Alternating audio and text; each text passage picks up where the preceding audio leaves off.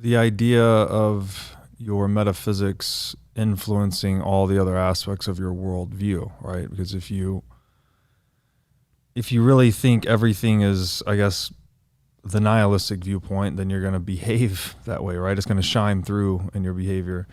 I want to double click on something you said there, this idea of righteousness being related to the word equity. Yeah. Because for me, just looking at this through the lens of money, you know, I think there's a serious problem with having a world run on fiat currency, which is a debt-based money, which in itself is oxymoronic in a way, right? Like money is that which satisfies debt. So to have a debt-based money is almost like a contradiction in terms, and it's anti-equity in a way, right? It actually, the incentives embedded in fiat currency cause you to take on more indebtedness, right? When your money loses value every year, you have an incentive to borrow and then let the debt burden be inflated away over time. And I think that's why the world's at 350%-ish global debt to GDP today, right? That's not a natural state of things. That's a fiat-induced state of affairs. What is that connection there, equity and righteousness? Because there's something, the other key point I think this would get us to is like the Ayn Rand point, that property, like the ability to own the fruits of your labor, is the foundation of civilization. And by the way, the only purpose of government is to preserve private property rights. That's the only purpose at all. And I would say that is equity. And that is equity. Justice. So what happens? That's not how our modern view of equity. So how did we get from there, private property equity, to debt-based money, and now we have, you know, Klaus Schwab saying whatever, eating meat and owning property is evil? By people not believing in a God, and I would argue in a personal God. This is the outcome of sort of post-Enlightenment rationalism. So you have, you know, Hume way back when, this, you know, British skepticism. I mean, I'm being very, you know, painting very broad strokes on the last, you know, 300 years of philosophy. And you had Kant and you had all these people. And then you get to Nietzsche, and then you get to sort of now, you know, postmodern. You think of like Foucault, and I think when you don't have a God, other things fill the vacuum. And the Judeo-Christian God, if you properly read Paul, okay, because people could misinterpret, it's not merely, so if you talk to an atheist or nihilist, it's generally, well, I went to church when I was a kid, and, you know, maybe it was so-and-so was a hypocrite. Well, who cares about so-and-so? I mean, we all have issues. But it's generally some common theme of someone's a hypocrite, or they don't know how to understand or account for evil in the world, or wrong injustices.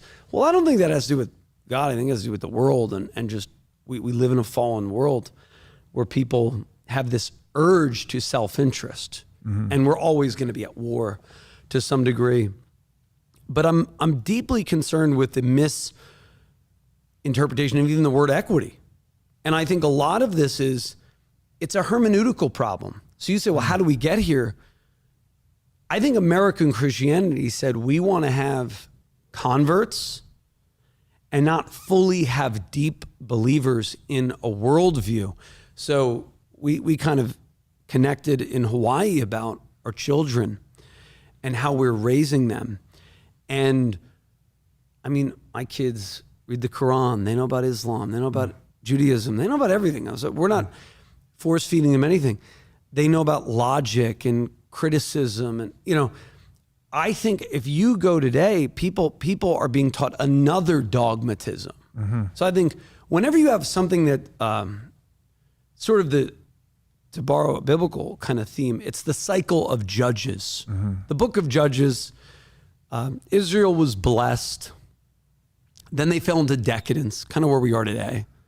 And then decadence led to, a cultural decadence led to slavery. We're very close to that here. Why? Because of a wrong view of money, because of not having sound money, because of not having just weights and measures, and we got off the gold standard and all that other stuff. And now the new standard, the only hope really is a Bitcoin standard, right? That's the only way we're going to be able to go forward. But we need a theology too, or else we'll just have some other vacuum, right? Like Justin Trudeau seizing Coinbase accounts of people who held Bitcoin where you couldn't even give. Now, it's a more, a bigger argument for multi-sig wallets and holding your private keys yourself. But I think money is intricately woven with theology and statism.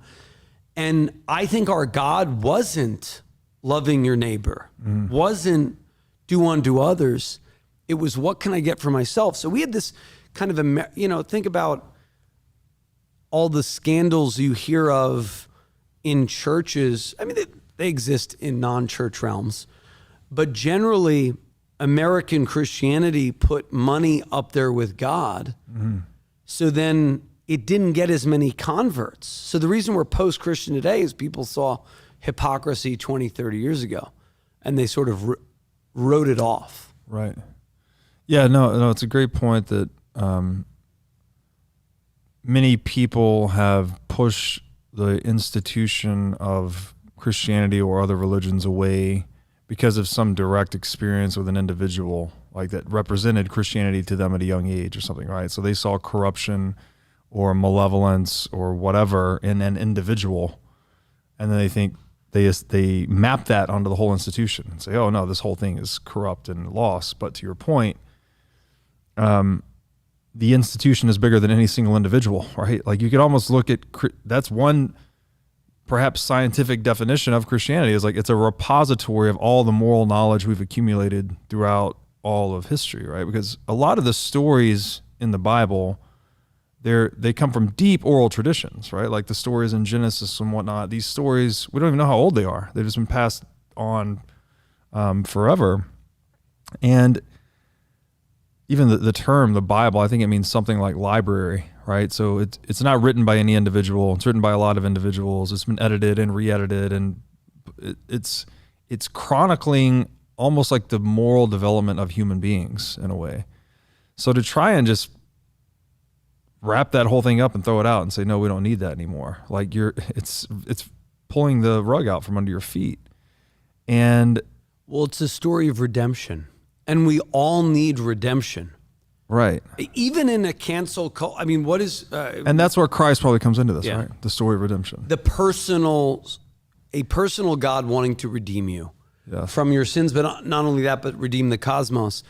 But I think we all want redemption. Even if you don't believe in God, think about cancel culture, right? Will Smith slapped Chris Rock, and people wanted a cross. Right. Didn't really know. I don't even think they know who. Do we put Chris Rock on the cross for insulting Jada? Do we put Will on the cross for slapping Chris Rock?